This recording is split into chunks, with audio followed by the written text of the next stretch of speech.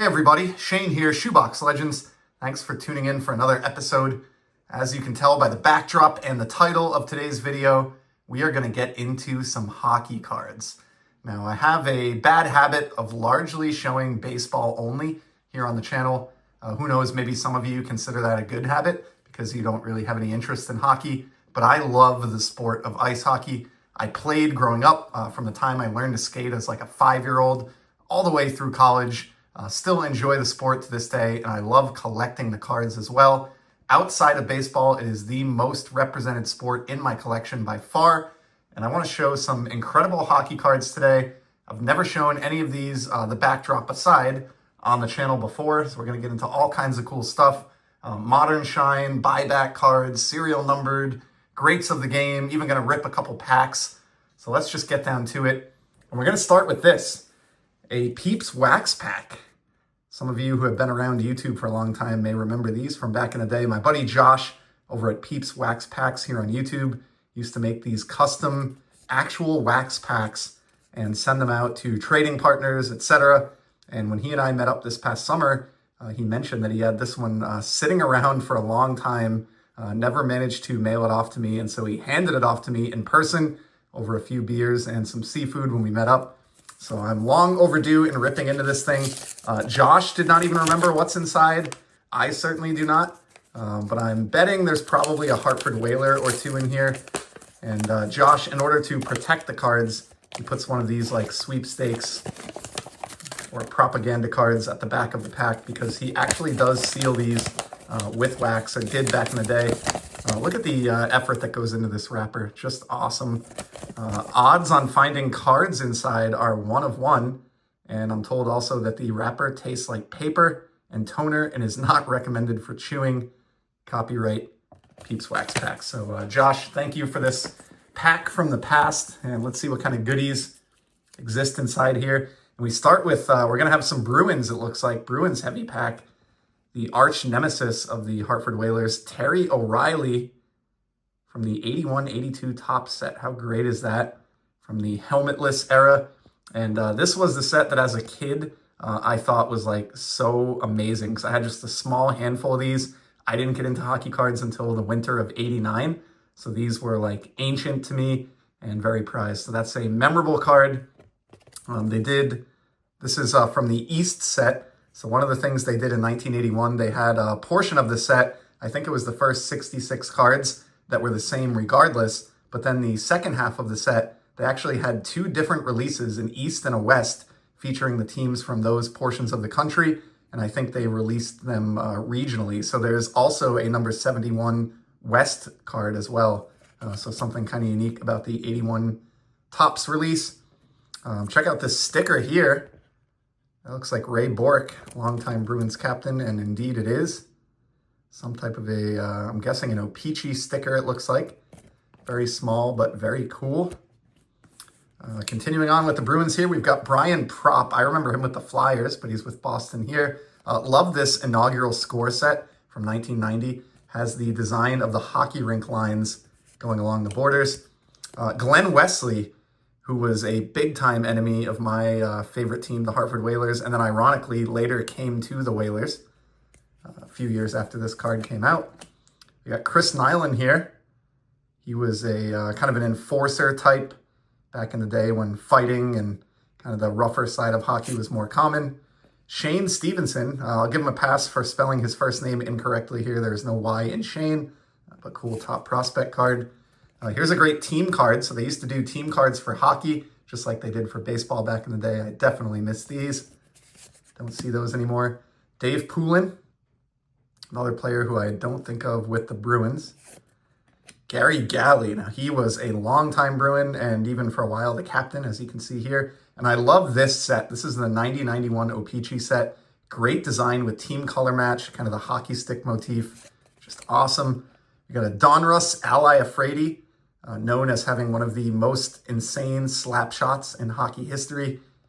He would register a slap shot over 100 miles an hour frequently. The now retired David Krejci. When I first got back into the hobby around 2007, 2008, he was my favorite player for a time. And I actually kind of super collected him for a time, although I have long since sold off all of those cards. Next up, we got a Jack Studnicka. Not as familiar with him, if I'm being totally honest. I think a younger player when this card came out. Team triples, David Pastrnak, Brad Marchand, and Patrice Bergeron. 3 of the 21st century greats for the Bruins. Then that's it for the Peeps Wax Pack Hockey Edition. So Josh, thank you for those cards. And now let's get into some hand-selected cards. The first one that I have here is from Panini Prism. These are just fantastic. I've shown these on the channel before. They're from the lone standalone Panini Prism set that was released before they lost their hockey license back in 2013, so about a dozen years ago now. They did these immortalized inserts, which feature a Stanley Cup champion and a star player alongside Lord Stanley's Cup, and has that great Panini etching all in the cup there.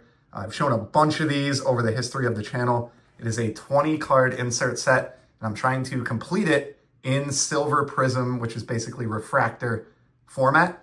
And this Mike Richter eluded me for like 10 years and finally snatched up a copy when one surfaced on eBay recently. So happy to have that in the collection. I believe I am 2 cards away now, or 2 cards shy of completing that 20-card insert set. And when I do in the future, I will do an entire episode on that insert set. But for today, just the Richter. Next up, we're going to move into some buybacks. And I'm also going to work another pack rip in here. So I've mentioned in a few videos, I was really into collecting the Upper Deck buybacks. They've done 2 different buyback programs over the years, or maybe 3 now. And I collected a ton of them over time. But in the last year, I've sold the majority of them off to a private buyer who is, in my estimation, maybe the premier collector of Upper Deck hockey buybacks in the world. And he has certainly spent a good deal of money with me in the past year. And I've moved on from a lot of those, save a few of the Hall of Famers and favorites. So my new pursuit has been these Pro Set buybacks. Now these were put out in 2020 by Leaf, who now owns the Pro Set kind of name or brand, in a set called Pro Set Memories. And what they did is you would get, in each box, you'd get some new cards done on the Pro Set design, and you'd get 2 individual buyback cards. And they would be original cards from Pro Set's first run, which lasted for 3 years, from 1990 through 1992, before they eventually went bankrupt. My favorites are these 1990s, the inaugural set. They have great team color matching borders, really awesome checklist, great photography, separate photos on the back. In many ways, I think they were ahead of their time with this set. The knock on them is that they've printed 1 million of them, literally, and you can still find them unopened pretty easily to this day. So I love the scarcity and the chase element that these buybacks represent.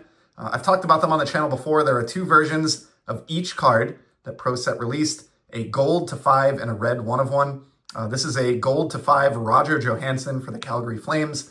Just brought this out as an example. He's obviously not a star player or anybody of note, but for the right price, like $1 or $2, I'll even buy a common, especially from the first Pro Set release. And on that note, just to work in a pack rip here, because they printed so many of these, I actually still have a couple of unopened wax boxes of the original inaugural 1990-91 Pro Set. At the time, the hottest card on ice. I don't know about that, but I love these. I think they've aged really well. And for me, they're like the ultimate nostalgia kick. So I undid or ripped off the shrink wrap off of this just before hitting record here. I'm going to pop this open, and we will open maybe 1 or 2 packs here on the video, just so you can kind of see, in my mind, why these are such cool cards. There is also a chase card in this, which was a hologram of the Stanley Cup. I want to say it's numbered to like 5,000 or something like that, but you never see them. I mean, I have opened hundreds of packs of this product across my childhood and adult collecting. I have never opened or encountered a hologram before. They are like legendary in terms of junk wax era hockey. So it would be cool if we encountered one in today's video. I do not expect that, but let's see how this goes. We'll open 1 pack here, and then I'm going to show some more of the buybacks, and then we're going to move on to some other amazing hockey cards, concluding with a great card of the great one, Wayne Gretzky. So let's go through this pack quickly. And again, you can see how the team color match borders are really, really nice. We've got Curtis Lecision for the Quebec Nordiques, team that's no longer around.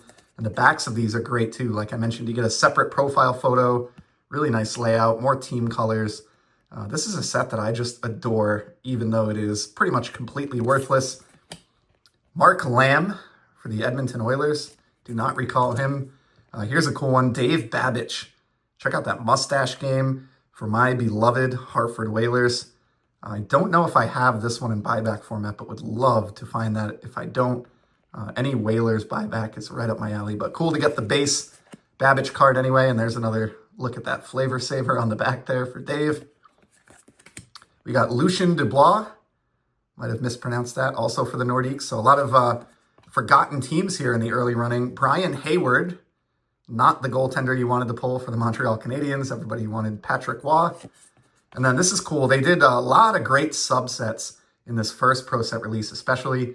And they did one on the different trophies. So this is the Norris Trophy, awarded to the top defender each year in the NHL.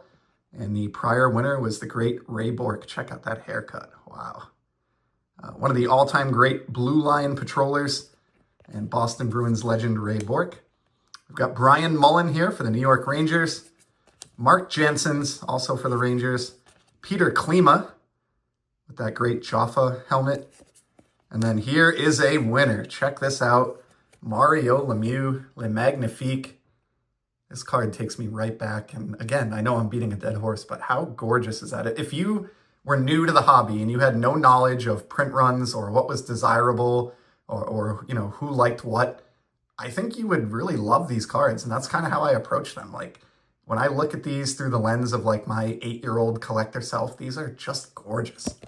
So really cool to pull that Mario Lemieux. I have never seen this Lemieux in buyback format. Any of the 6 copies that are out there, the 5 golds or the 1 red, I have never seen one. If I ever do, I will really be setting a nuclear snipe. And if any of you out there ever see one of these in buyback format, I will pay handsomely in trade or in cash. But great Lemieux there. Let's finish off the pack. We've got the All-Star subset, Kirk Muller, Brian Leetch, All-Star, great defenseman. I believe one of the best U.S.-born defensemen in history. Dave Snuggerud to close out the pack. Oh, no, sorry, we get a couple more cards here. The propaganda card, you could use one of these to get 10 cents off your next pack at your local hobby shop. Pretty funny. And then we close out with Reggie Lemelin, really solid goaltender for the Bruins for many years. So that's just one pack to give you a sense. Of course, no Stanley Cup hologram, but we did pull the Mario Lemieux, which is awesome. And yeah, I'd recommend if you're a hockey fan and you want to have some cheap fun, you can still find these wax boxes for probably like $30 or, you know, it'll cost you more to have it shipped than the box itself, put it that way. So with the pack rip out of the way, let's take a look at another small batch of the buybacks that I've acquired recently. Here's a Randy Cunnyworth, again, for my beloved Hartford Whalers. Hard for me to turn down any Whalers buyback. I actually have an extensive Hartford Whalers collection. Probably one of the best out there. I won't say the best because there are definitely some crazy hockey collectors, but I have at least a couple thousand or more Hartford Whalers cards, including some really low-numbered stuff, some on-card autos, and really desirable cards. So maybe someday I'll do a whole Hartford Whalers video, but for today, just Randy Cunnyworth. And then this is from the second year release in 1991, the Chris Chelios All-Star card. I love him because he played all the way into his late 40s. So he's kind of like, he reminds me of like Jamie Moyer or Julio Franco in that regard. And I love these All-Star cards. So there's a great Chelios. He's a Hall of Famer. Numbered 5, of course, as all of these are. And then we got Denny Savard here, who's known for the Savard Spinorama. Great player for multiple teams in his career. And this also illustrates something kind of cool. They would do, almost like O-Pee-Chee in baseball, they would do these traded updates on the front of the cards. So you can see here, he was dealt to the Montreal Canadiens on June 29th, 1990. And then the best of the buybacks in today's video, this one surfaced recently. I knew I had to go big on this. Jeremy Roenick, who is a Hall of Famer. This is actually his rookie card. And what a fantastic looking card. I know I'm really like waxing nostalgic here about 90-91 Pro Set, but these are just amazing. And yeah, I knew when this surfaced I had to go big to try to get this buyback. And ironically, I won this for $27, which was his uniform number. So I would have paid 3 times that. And in fact, I think my snipe was set for well above my winning bid in this case. So pumped to bring that Jeremy Roenick home, and with apologies to Mario Lemieux, we'll put him up in the background as well here. And now let's move on to just a few more cards, and we'll close this out. We've got one of my favorite parallels in modern hockey is the Upper Deck Exclusives parallel. So Upper Deck is basically the main flagship set for hockey in the same way that Topps is for baseball.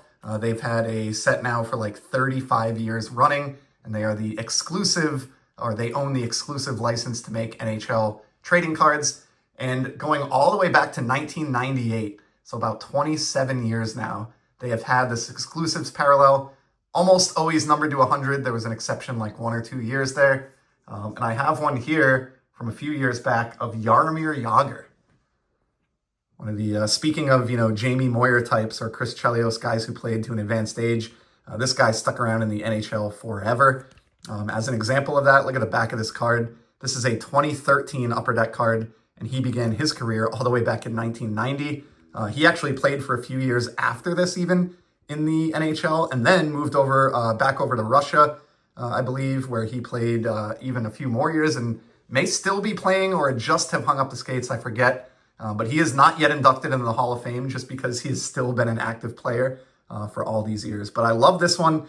Great shot here of him like during a pregame intro where you have like his mug on the screen in the background and then Jaromir standing in front of it. Best remembered in my mind as a Pittsburgh Penguin. But again, these are really hard to come by. Any Upper Deck exclusives numbered to 100, Jaromir Jagr is a card to be cherished. So you can see the serial numbering there. Great Jagr, and he's another player who I have a pretty extensive collection of and really should do a video on someday. But again, for whatever reason, I seem to focus on baseball. Next up, we're going to do a trio of acetate cards, and then we'll close it out with the Wayne Gretzky. And I want to give a shout out with this next pair to my buddy Ken over at Ken's Cardboard, who is a huge Colorado Avalanche collector. And these are another of my favorite parallels alongside exclusives. They are not serial numbered, but they are really, really tough to find, like maybe one every few hobby boxes or just a couple per case. And they are the clear cut parallels. So these are done on acetate, see-through cardstock. And I have a pair of them here of defenseman Cale Makar, one of the game's bright young stars for the Colorado Avalanche. Sneaky cool cards. This is a second year Cale Makar from 2020. His rookie card was in 2019. Love that kind of alternate uniform here for the Avs. And he's a player, Stanley Cup champion and somebody who is on the path to the Hall of Fame, barring anything catastrophic or surprising in the future. One of the great offensively minded defensemen in the game. And yeah, I just love this acetate cardstock. These are so appropriate for a game that's played on ice. And they have a pretty long history now in the Upper Deck flagship set as well.